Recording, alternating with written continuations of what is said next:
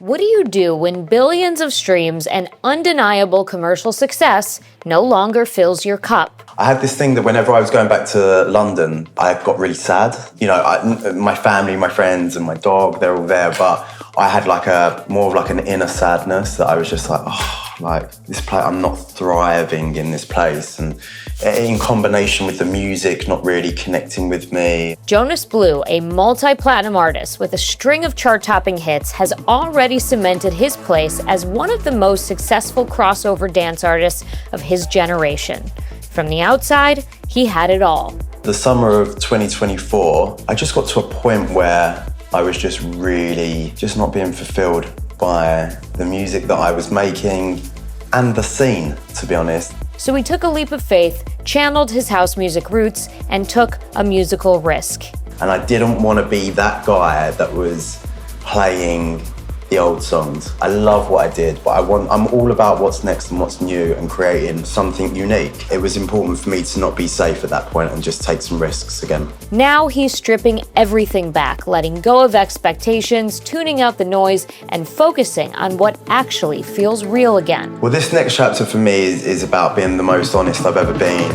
Ever wonder how top DJs actually built their careers? I had to do 15 years of hard work to get any of the recognition that I wanted. Where I saw a turning point in my career is when I became true to myself. From marketing and mindset to networking and negotiation, I'm giving you the tools you need to build a lasting career in dance music. Give them bits of you and your everyday life. You have to change the way you view the word no. Like me, I'm encouraged by it. Join me, Olivia Mancuso, and industry leaders as we reveal what it really takes to turn your passion into profit. This is Elevated Frequencies. You are coming off of an all-vinyl show at Dante's Hi-Fi. Yeah. Talk to me about that choice. So currently we're going through a really big kind of rebrand of Jonas Blue. This will be the 10th year of Jonas Blue now. So I'm taking things back musically to my roots, and one of those things was DJing on vinyl. You know, I started out DJing on vinyl, and a lot of the music that is inspiring me now is the old stuff that I used to play. So I thought, what a cool way to, you know, showcase the rebrand and the sound by playing all my inspirations and do it on vinyl the old way that I used to play. So we found an amazing venue, Dante's Hi-Fi, and it's actually my first time going to Dante's Hi-Fi and playing there. I had the most fun I've had in years. It was so much fun. It was so intimate, amazing room, amazing sound, and playing on vinyl again. It's like, you know, because I've been coming to Miami for so many years, and I kind of ticked off the list of, you know, doing the things that I wanted to do, the festivals and parties that I wanted to play, and this is just something completely different to what I've ever done in Miami. So it just felt like a cool thing to do with the launch of the rebrand. So yeah. Is it like riding a bike? I guess when's the last time you played a vinyl set? A minute. Yeah. Yeah. 2 hours too. That's That's taxing. I imagine that's a lot more work for your brain. Yeah, it's like, you know, because sometimes on you know, shows, you know, if you're tired and things like that, you go into like an autopilot mode a little bit. Mm-hmm. You know, and when you're playing on CDJs and, you know, the usual setup, you kind of, if you're a bit tired, it's okay. You can get through it. With vinyl, you can't do that. It's like you don't know how much time is remaining on the vinyl. You got to get the mix right. The transition's got to be right. So it was definitely testing, but after the first couple, it was like back in, riding the bike. Yeah. That's amazing. So you've been pretty open about this shift happening visually in your brand. I love what you've been posting on Instagram with like the logo change, but also in your sound. So take me back to the moment you realized like something needed to change for you. Yeah, so the summer of 2024, I just got to a point where I was just really not being fulfilled by the music that I was making and the scene, to be honest. You know, I've been part of a certain world for 10, you know, it was at that time 9 years or so. I just got bored, and I could feel there was a shift happening, especially within dance music, and, you know, with the whole new generation of people that are coming through within dance music. They're searching for other avenues of things that aren't commercial. Mm-hmm. So, you know, being Jonas Blue has predominantly always been commercial. People know it for, the big songs and things like that. But, my musical history and dance music goes so much more way back. So, Right. yeah, I was just getting to the point where I was bored and then a little bit lost as well with the music. And, I've been able to achieve so much in my career and have so many milestone moments that if I get that feeling, I knew that something needed to shift and change. But it wasn't only the music, it was also my life as well, where I was based.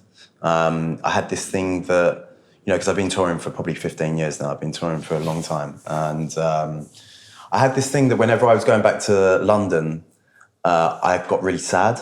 And, my family, my friends and my dog, they're all there. But I had like a kind of more of like an inner sadness that I was just like, this place, I'm not thriving in this place. And in combination with the music not really connecting with me. And it was a whole thing where I was just feeling a bit sad at that time. Is it because of what the sound that's coming out of London right now that you just felt disconnected to your roots, or was it something else? No, it was just dance music as a whole. Yeah. I think I just felt the shift happening. I think, being part of that EDM commercial world for such a long time, it was, I had so much fun. It was an amazing scene to be a part of. But I did feel things were changing and I was changing. Mm-hmm. And, I've been making music for a very long time, and EDM wasn't the music that I started out making. I was making very kind of musical, jazzy house music. Right. So I just wanted to take it back there. I enjoy working with musicians and, putting that into the music. And yeah, it was a whole thing for me at that point in my life in the summer of 2024. I just knew I had to make some big changes in my life musically, and also surroundings. I came back, so I live in Ibiza as well, and I've been living in Ibiza for about 5 years, between London and Ibiza. And I had so much fun that summer and going out, listening to other DJs and just partying, just seeing what was happening, which was completely the opposite of the music that I was making. And I was like, I'm kind of so far out of this world. I need to come back to my roots and go back into this world. But then after the summer, I remember going home and telling my friends and family that I'm done. London is done for me. It was affecting my mental state and just my happiness, really. And I was like, right, done, gonna sell everything that I own. I sold a lot of the things that I own in my life, and I just decided to move to Miami. Because originally I think I was looking at LA, especially being part of the singer-songwriter world. Right. It's an amazing place in LA to do that whole scene. But especially with where I was moving into with taking things back to my roots and, going back to, connecting with DJs. Yeah. This is the hub. Yeah. Miami is the hub, and it's so thriving here. Plus the time zone, being able to connect with family. It's not the LA time. Right. And the weather. So it kind of had everything. So yeah, I sold everything I owned, and I was just like, right, let's go to Miami and make it happen here. And then, the first song we wrote here was Edge of Desire. So, which is an incredible track. Thank you. Yeah, it's so admirable walking away from that commercial success to get back to your roots. Yeah. And it's something that a lot of people are too afraid to ever do because it's not safe. Yeah. Necessarily. Totally. But I think for me, like I definitely, there was definitely a couple of years where I'd been, the thing is as well as a lot of my records were obviously very kind of big commercial records, and you can tour forever and play those songs forever. And I didn't want to be that guy that was playing the old songs. I love what I did, but I'm all about what's next and what's new and creating, something unique. And it was important for me to not be safe at that point and just take some risks again. Yeah, I love what you said about getting out there as like a fan and going to hear. I mean, I feel like a lot of people don't, because they're like, well, I'm a tastemaker, so I know what you know? Yeah, and what's good? I didn't for a long time, you know, because like, especially when you're touring, you get tired and things like that. But definitely that summer of 2024 was a big changing point for me. And yeah, just going to see other DJs and listen to what, you know, stand on the dance floor. Don't be behind the DJ booth. Stand on the dance floor. Feel what's happening. Feel how certain songs and certain rhythms are making people feel and be a part of it. And that's what happened. Yeah. Did anyone notice you on the dance floor? Probably. As a civilian? Yeah, probably. But I'm just cool, yeah. Like, it's great. It's great to be a part of it. No, it's a totally different experience. And I think, you know, I've noticed working on the business side, you know, with the education stuff I do, it's pulled me away from going out less and less. And I said to my husband, I was like, I need to make a recommitment to just being a little more feral and going out again, because I'm going to lose touch with what I need to educate DJs on if I'm not there being part of it. Totally. And it, like you said, it's really important being on the dance floor. Yeah, you know, especially if that's the music that you're trying to make. And, you know, music, especially now, music changes so quickly. Sounds, genres, people. You have to see what's going on. You can't stand from the sidelines or be in the DJ booth. You have to get out there and get amongst it and see how things make you feel and make other people feel. It's like market research. Yeah. Why do you think that there are some artists who have been around for a long time and kind of dig their heels in and don't want to adapt to what's currently making people move? Why are some people so resistant to that? Because it's mainly because it's safe. You know, it's a comfortable place to just remain and do the same thing that you've always done. Especially if you get to a certain level. Yeah. You know, you don't need to. You know, maybe you get older and you don't have that youthful mind anymore. But that's the one thing I've always been able to. Me personally, is just kind of have finger on the pulse and just. You know, and like I said, there was a couple of years where I definitely felt like I was going into that and playing the old records, and you know, it's like what's next, like. And so I'm always, I think for a lot of other people, it's like comfortability. For me, I like to take some chances, and they don't always pay off. But I'm glad that sometimes I took those, and it was exciting to do. What is that like? And I mean, Edge of Desire is such a massive track, but like going from billions of streams to the music you've made so far, now looking ahead, understanding that maybe your listeners are going to have to adapt with you, or you're discovering a new market. Have you like mentally prepared for what that could look like if things don't happen for you the way that they always have? Yeah, for sure. You know, it's like, you know, even with Edge of Desire being as big as it is, it's especially for some of my old fans, it's not what they like. Yeah. And you have to be, you know, but I was completely aware of that before I did all of this, you know, the rebrand and the new sounds. It's like you're going to lose people, but then you gain new people. So it's like those are the risks you take, but I did it for me.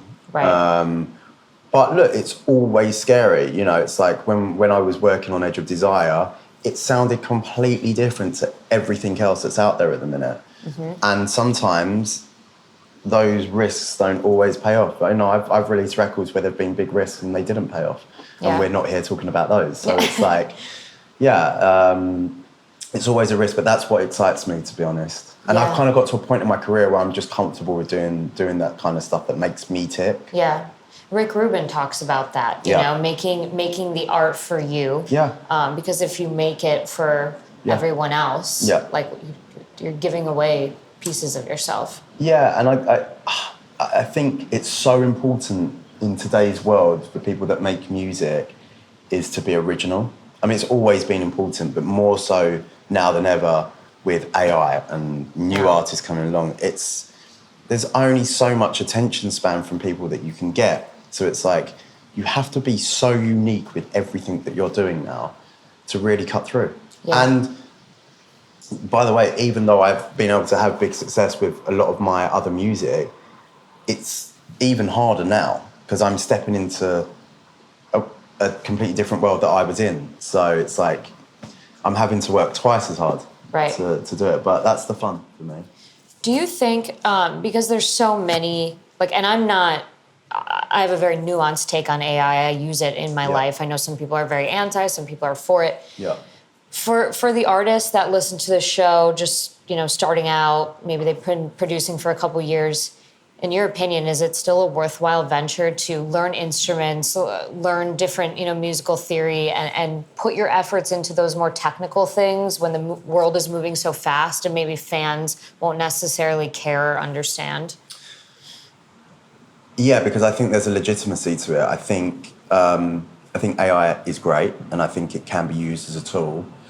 But I think if you want a long-lasting career, especially with something like music, which is an art, you have to understand the theory of music. I'm not saying you've got to be, a classical jazz pianist or anything like that, but having an understanding of how an instrument works is like so important, and how melodies are put together and how rhythms are put together. It's still a fundamental thing of making art, making music. So as much as like AI is great, I think the people that are solely using AI to make music, they will come and go. Of course. It's got to get boring after a while if you're not creating it, Yeah, for sure. If you're not part of the creation. You play instruments? Yeah. How many? I'd say 2. Okay. But piano is my main instrument that I play, so yeah. And was that first before you started messing around on vinyl? Yeah. I was a musician first, so originally I was a flute player when I was younger. Oh, wow. So I started out playing flute, and that's kind of where I got my musical theory, because you had to learn all the theory side of music with that. And then I'm self-taught on piano, and I've been playing piano since I was like 11. Okay. So yeah, it's interesting because I just came from a talk with someone, and they were asking me how I start my records, and it's interesting for a dance music producer. I actually never start with like drums and bass. Whenever I'm in the room with someone, it's piano. And I write songs in a very classic, organic way. Always at piano. Interesting. Your family, when you told them, hey, I want to try this DJ thing after playing piano for, first, what was their reaction? I don't think they really had much of a choice, to be honest. It was... I kind of had at the age of 11, I had like a light bulb moment of I knew exactly what I wanted to do. And I've been on that same road ever since. Wow. And my family were amazing. They were so supportive. My dad helped me buy my first DJ setup and took me to the record shops when I was younger in London. And they've always been so supportive of my music career. But I don't think they really had much choice, to be honest. It was like I was going to do it anyway, What were those first dance records that inspired you? The first one that always comes to mind is a song by Junior Jack called My Feeling, which actually came out on Defected. And that was there used to be a TV program back in the day called Club Reps on TV, where it was Club Reps in Ibiza. I remember hearing that song on the program. It had a very famous Alexander O'Neill, artist from the 80s, a sample. And I was like, what is this? What is this music? And I just remember going on my computer, and at the time you had like message boards, forums, and I was going on there like, does anyone know what this music is? And everyone was like, it's house music. Yeah. And that was like the first moment for me with house music. And that was around the age of 11. So, wow. Yeah. It's been a minute. I mean, I heard my parents used to play, Robin S., Show Me Love, Crystal Waters, so I grew up with it too. And then I think the first track I heard was I Want Your Soul by Armand Van Helden. That's the one that that stands out. Yeah. And it's pretty cool, like, falling in love with this music at such a young age, because it is relatively a new genre compared to everything else that's out there. Yeah, and I think it's one of the biggest genres in the world now. Yeah. And it has been for quite some time, but dance music is only getting bigger and bigger and bigger. It's like, someone said to me, this was a while back, that, DJs are like the new rock stars. It's like, it's definitely a mainstream area of music. People love dance music all around the world. Mm-hmm. What's the biggest thing you've noticed playing club gigs for so long. What's changed the most? I think